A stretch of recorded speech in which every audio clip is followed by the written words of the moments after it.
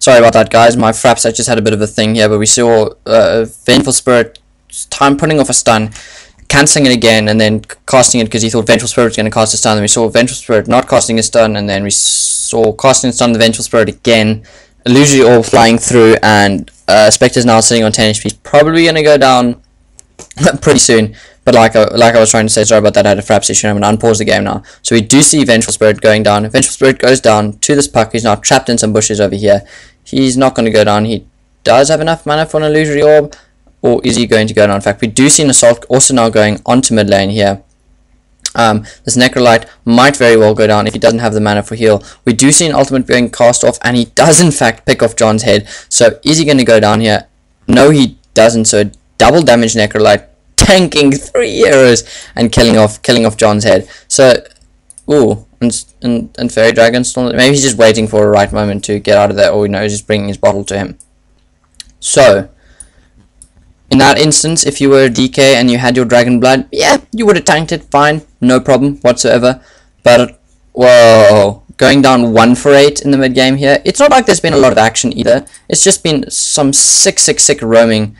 Obviously here we see the Sven going down. It's just been some really good roaming by the Sven, and just, you know, Doombringer and Necrolite in the early mid game stages are just so beefy. You can't really do anything against them. Yeah, pretty much. So anyway, back to what I was trying to say here. What I would have preferred a Sven in the top lane with the Doombringer. I mean, they could have killed off that SK relatively easily, sorry. Ooh, Crystal Maiden, you should not be stealing from your Spectre. Not a good idea.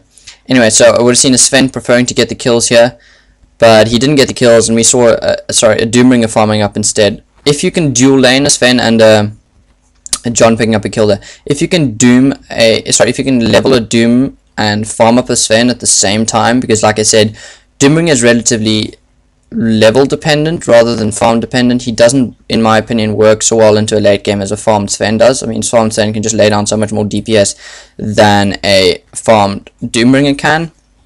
Also, farmed Doombringer just never seems to be successful. So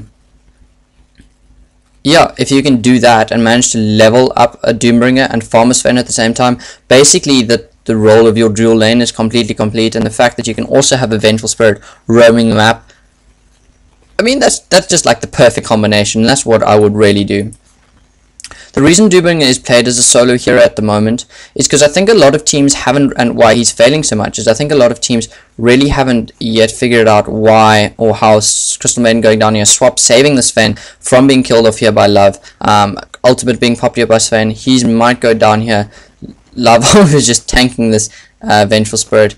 Vengeful Spirit does go down here, Puck just phase shifting out of there, so Love already being super tank, has picked up his trades now, and just picking up a kill and tanking pretty much a 3-man engagement. So, oh, Puck went back in, Puck went back in and died. Jules, I love you. Okay, that's probably gay, but I like your play, Jules. There we go, that sounds a bit better. I don't have like a man crush on Jules or anything weird. Anyway, so, like I was trying to say, I think the reason why Doombringer is failing at the moment is because no one knows how to play him. Like, he used to be picked and used to be banned so often that we're going to see a stun here. That he used to be banned so often that no one really bothered to learn or practice how to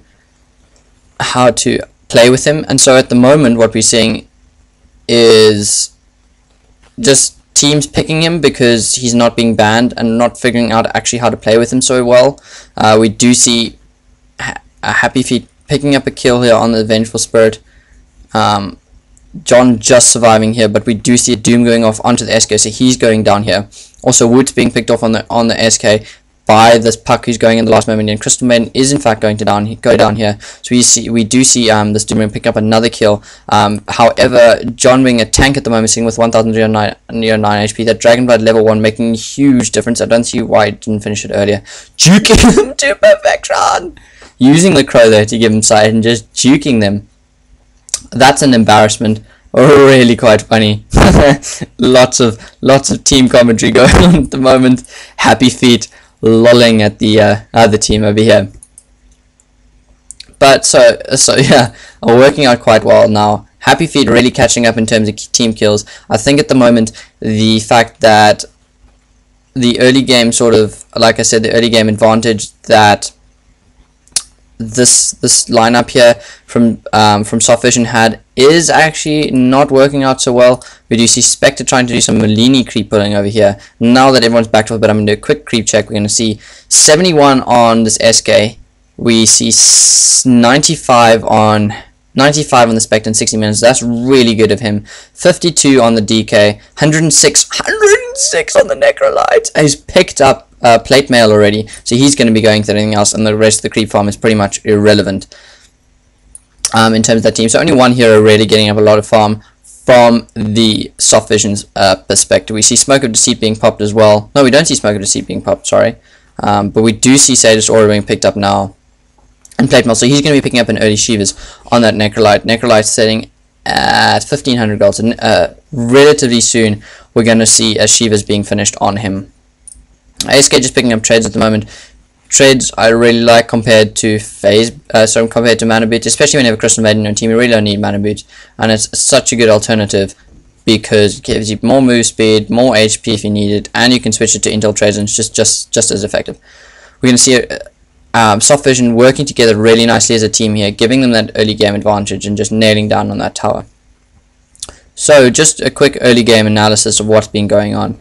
We did have a solo Doom against a solo SK effectively, with the Doomring obviously having this Vengeful Spirit there, which just basically meant the SK couldn't do much, and that the Doomringer should basically have been getting free farm. He's sitting at 86 creep kills at the moment, so that's really good of him, and they're just going to rally down this bot tower. So obviously that allowed him to farm up more. He's already picked up his mech for the team, mech and Vanguard. Mech I really do like compared to Vanguard in an early game team, but I suppose in this occasion, because of the fact that basically all of the heroes on HappyFeet are melee heroes, Vanguard and Vanguard and a mech, and we're going to see this mid tower going down here. Vanguard on a mech is a super good option anyway. Like I would have preferred Vanguard or mech, but the fact that all of them are melee and there's not really that much early game magical damage being put out by the team basically gives them a really good reason just to pick up the mech and the Vanguard instead of a mech and a hood or something like that. So good play here by Doomring, and picking up the phase boot just gives him an extra DPS output.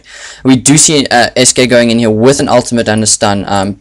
We do see, in fact, a dust being popped off here. We do see, however, the Sven going down, and Necrolite just being a complete baller here, healing everyone up. We see an ultimate going in here by Crystal Maiden, as well as the Earthshaker, just comboed everything on the map. more insults being thrown around by HappyFeet. More insults being thrown around by HappyFeet against SoftVision, and they're just going to try and push them a bit further. We see Blink Stick finally being picked up by SKC. We had a Blink ulti in and then a stun. That was really cool.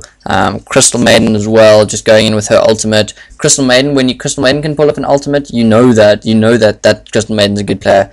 I had a bit of a rage about how teams are playing Crystal Maiden at the moment and saying it's not super effective, but like when Crystal Maiden can do that and can survive and is being played effectively and correctly, I have no problem with Crystal Maiden. She's one of the best heroes in the game, and people do pick her for her, her disable, her AoE slow, and obviously for her ultimate as well. And I have no problem that when you can play Crystal Maiden effectively and when you give her a little bit of farm. She has been getting some at the moment. I mean, she's not too bad. I mean, she's got a stout shield, probably going to go for a Vanguard just for HP survivability.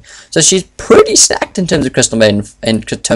I mean, you see Crystal Maiden's 60 minutes, no, not quite 60, but like 50 minutes of the game with the same items. Really not the best idea. We do see, in fact, John going to go down in the mid here, extending himself too far. Swap going off and just getting whacked to death by the Sven here with his God Strength being popped off. Fair use of the ultimate. Puck here picking up 2 null elements just simply because he needs a lot more mana than he's being provided with it by his team at the moment. Doombringer coming in here. Whoa, sorry about that. I clicked in the wrong place. Doombringer is also picking up a plate mail. We're going to see 2 Shivas. No, that probably should turn into an Assault Cuirass just to counter the tankiness of this Dragonite as well as the Spectre. We at least want to see 1 Assault Cuirass and 1 Shivas. 2 Shivas, yeah, it's really good in terms of slowing the attack speed of teammates, but it's really not as effective. I mean, 1 is enough, I think, in terms of a team. And you don't need so much mana on a Lucifer. Yeah, you do need a fair amount of mana, but I mean, he's got 500. That's enough in a team fight to pull off whatever you need to pull off. Like, don't get more. That's quite silly. We're going to see it in mid tower trying to go down here. And then just a Shiva's on this is really going to be effective against slowing down that Dragon Knight, slowing down that Spectre, also slowing down that SK. SK is not playing so much of as a carry. Like I said, he probably would be. He's playing more of an initiator, and I think the fact that he's not playing a carry is due to the fact that the way he was laned up against a Doomringer, the fact that he couldn't really do much into the mid game, into the early game. We do see the tower going down here. Puck's just picking up some creep kills and it's going to get the hell out of there. Picking up a vitality boost as well. So Spectre has picked up his relic finally at the moment. He's also seeing a 670 kills. He's probably finished that already. 120 creep kills on him compared to 114. So he's now overtaken, 114 on the Necrite. So he's now overtaken the Necrite, and once he gets out of Radiant, it's pretty much late game, and then it's pretty much GG for SoftVision. They are doing what they need to do. They're taking towers effectively. They really are pushing hard. So I think they realize the urgency in this game.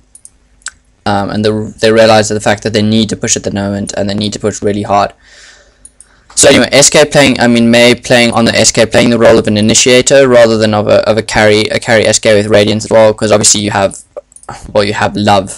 Jules going to pick up Radiance, but also the fact that he was held down really early by a Doomringer makes him less able to carry effectively. We do see Shiva's now being finished on the Necrolite.